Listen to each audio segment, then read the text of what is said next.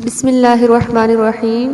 رسول اکرم صلی اللہ علیہ وآلہ وسلم نے فرمایا، جب بیماری کا علاج کرنا ہو تو علاج بعد میں کرنا، پہلے یہ کام کرنا: بسم اللہ، اعوذ بعزت اللہ وقدرتی من شر ما اجد من وجعی۔ اس اسکرین پر آپ کو آیت شو ہو رہی ہے۔ بسم اللہ، اعوذ بعزت اللہ وقدرتی من شر ما اجد من وجعی۔ بس صرف اتنے الفاظ کہہ دو تو اللہ عز و جل اس تکلیف سے تمہیں ہمیشہ کے لیے نجات دے دیں گے۔ سبحان اللہ۔ صحیح الجامع کی روایت ہے 346، اور صحابی دوسری روایت پیش کرتے ہیں کہ اللہ کے رسول، جب سے میں مسلمان ہوا تب سے میرے جسم میں درد نہیں جاتا، یہ درد کیسے ختم ہوگا؟ تو آپ صلی اللہ علیہ وآلہ وسلم نے فرمایا کہ پریشانی کیا ہے؟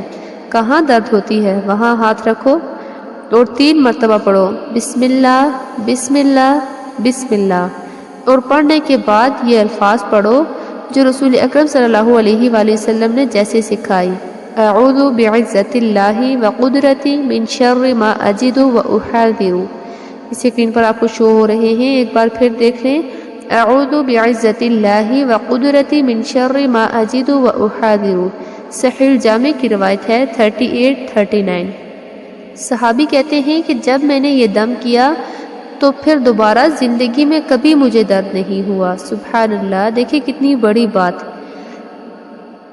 اور یہاں ایک اور بات میں عرض کرتی چلوں کہ جب تک کہ آپ میں یقین نہیں، اس وقت تک آپ ان الفاظ سے فائدہ حاصل نہیں کر سکتے۔ اس لیے یقین کیجئے کہ یہ محمد مصطفیٰ صلی اللہ علیہ وآلہ وسلم نے کہا ہے، تو محمد مصطفیٰ صلی اللہ علیہ وآلہ وسلم کی زبان مبارک سے حق اور سچ کے علاوہ کچھ بھی نہیں نکلتا۔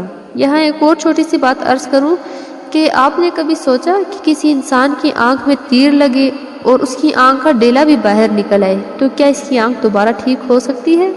مشکل ہے نا، بلکہ ناممکن ہے۔ تو یہاں ایک چھوٹا سا واقعہ بیان کروں کہ ایک صحابی اللہ کے رسول پاک صلی اللہ علیہ وآلہ وسلم کے پاس دوڑتے ہوئے آئے، آنکھ پہ تیر لگا ہوا تھا اور آنکھ کا ڈیلا باہر نکلا ہوا تھا۔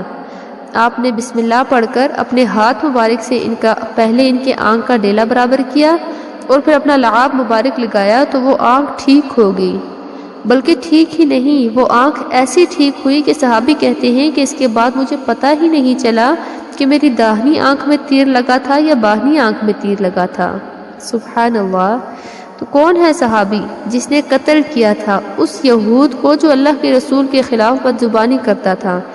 ان کی آنکھوں میں کمزوری تھی۔ عبداللہ ابن عتیق رضی اللہ تعالی عنہ جب وہ سیڑھی سے اترنے لگے تو گر گئے، ان کی ٹانگ ٹوٹ گئی۔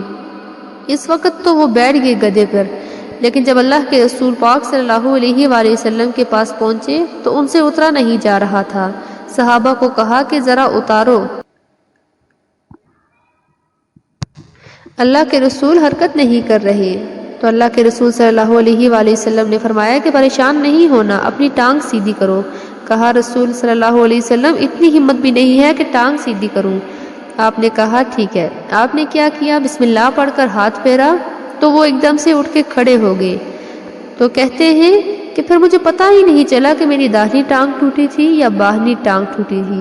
سبحان اللہ۔ دیکھیں اللہ رب العزت کے نام کی برکتیں۔ اللہ کا نام دل سے لینا سیکھے۔